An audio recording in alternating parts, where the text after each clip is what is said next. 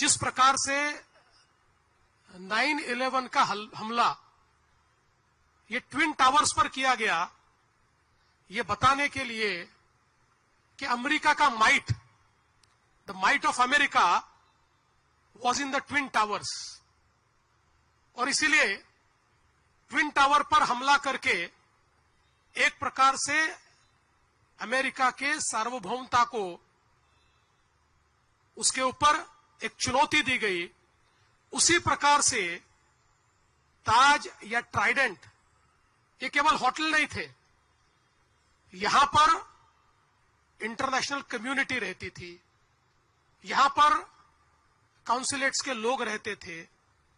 और मुंबई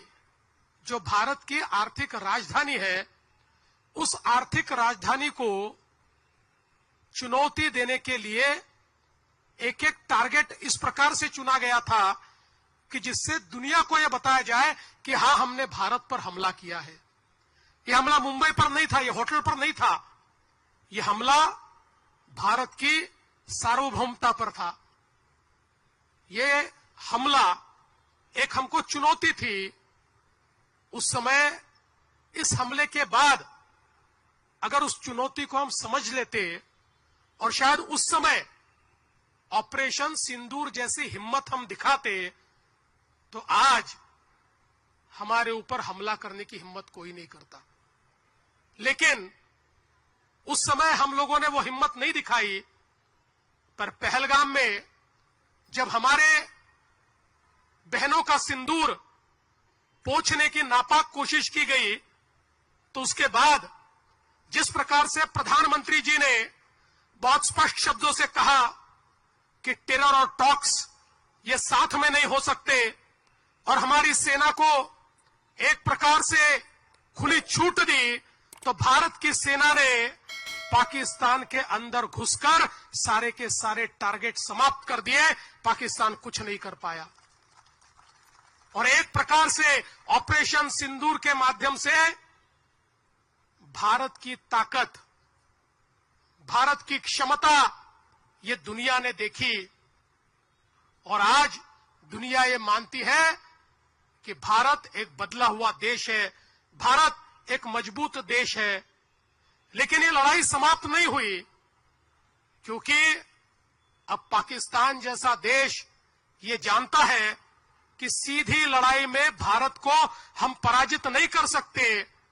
इसलिए एक छद्म युद्ध, एक सूडो इस प्रकार का युद्ध हमारे साथ लड़ने की कोशिश करता है, और फिर दिल्ली के बम विस्फोट जैसा एक विस्फोट करके फिर एक बार अपने प्रेजेंस को दिखाने का प्रयास वो करते हैं। लेकिन मुझे खुशी है कि आज बदला हुआ भारत है, जिस भारत ने पहले ही इन चीजों को भांपकर जिस प्रकार से ऑपरेशन किए और 3000 किलोग्राम आरडीएक्स को जब्त किया, वरना इनके इरादे तो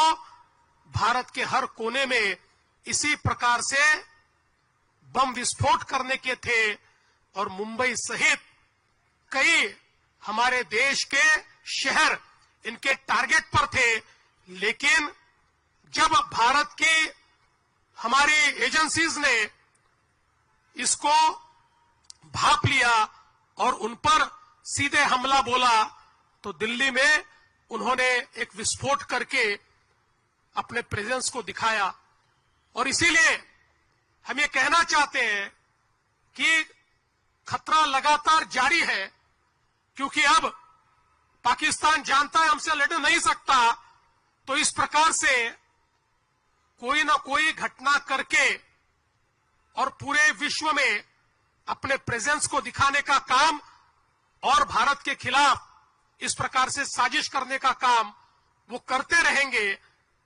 और इसीलिए मैं कहना चाहता हूं, हम सभी को अलर्ट होना पड़ेगा, सजग होना पड़ेगा, सभी को देश के आंख के रूप में, देश के कान के रूप में काम करना होगा, और देश की जबान में हमको बोलना पड़ेगा। उसी इरादे से आज का एक कार्यक्रम यहां पर आयोजित हुआ है। मुझे बहुत खुशी है कि सदानंद दाते जी जो आज एनआईए के चीफ है, आज उनका यहां पर सत्कार होने वाला है। इन जाबाज हमारे नायकों ने उस समय जो लड़ाई लड़ी, हमारे करकरे जी, कामटे जी, साहसकर जी और तुकाराम ओंबळे जैसे एक हमारे जवान कि जिन्होंने अपने शरीर में तो गोलियां खा ली, लेकिन कसाब को छोड़ा नहीं। उस कसाब को फांसी तक ले जाने का काम करने वाले तुकाराम ओंबळे, ऐसे कई लोग, मेजर उन्नी कृष्णन, एपीआई मोरे, ऐसे कई शहीद, और उन शहीदों के साथ हमारे लड़ने वाले सारे लोग, और उसी में से एक लड़ने वाले हमारे सदानंद दाते जी, जिन्होंने मैडम कामा हॉस्पिटल में जिस समय ग्रेनेड फेंका गया और ग्रेनेड से वो जख्मी हुए, फिर भी पीछे हटे नहीं। जब तक वहां पर आतंकवादियों का खात्मा हुआ नहीं, वो जमे रहे और आतंकवादियों का खात्मा किया। ऐसे हमारे दाते जी का आज यहां पर स्वागत और सत्कार करते हुए हमें बहुत खुशी है। और उसी के साथ साथ जैसे शांति के लिए लड़ना भी जरूरी है, वैसे ही शांति के लिए हम समाज में सकारात्मकता तैयार करें, ये भी बहुत जरूरी है। और उसी सकारात्मकता को तैयार करने वाली श्रीमती नीता अंबानी,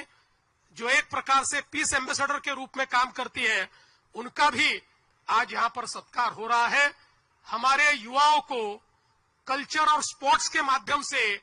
एक सकारात्मक दिशा उन्होंने दी है, इसलिए उनका भी सत्कार, ये मैं ऐसा मानता हूं, एक बहुत सकारात्मक इस प्रकार की पहल है। मैं आज फिर एक बार हमारे सारे जवानों को, हमारे सारे पुलिस अधिकारियों को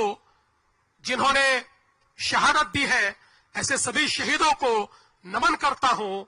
और आप सभी लोगों से इतनी प्रार्थना करता हूं कि आज के कार्यक्रम से हमारा देशभक्ति का जज्बा और मजबूत होना चाहिए। कोई दीवार हमें अलग नहीं कर सकती, हम एक है तो हम सेफ हैं। इस वाक्य के साथ हम लोगों को आगे बढ़ना पड़ेगा, क्योंकि क्या कभी किसने सुना है सूर्य छिपता तिमिर भय से, क्या कभी सरिता रुकी है बांध से बन पर्वतों से, जो न रुकते मार्ग चलते, चीर कर सब कंटकों को, वर्ण करती कीर्ति उनका, छोड़ कर सब असुर दल को, ध्येय मंदिर के पथिक को, कंटकों का ही सहारा, राष्ट्रभक्ति ले हृदय में, हो खड़ा यदि देश सारा, संकटों पर मात कर यहाँ राष्ट्र विजयी हो हमारा। इस विजय की संकल्पना के साथ हम लोग अपने अपने घर जाए, यही निवेदन करता हूं। फिर एक बार दिव्यज का बहुत बहुत अभिनंदन करता हूं और अपने शब्दों को विराम देता हूं। जय हिंद, जय महाराष्ट्र,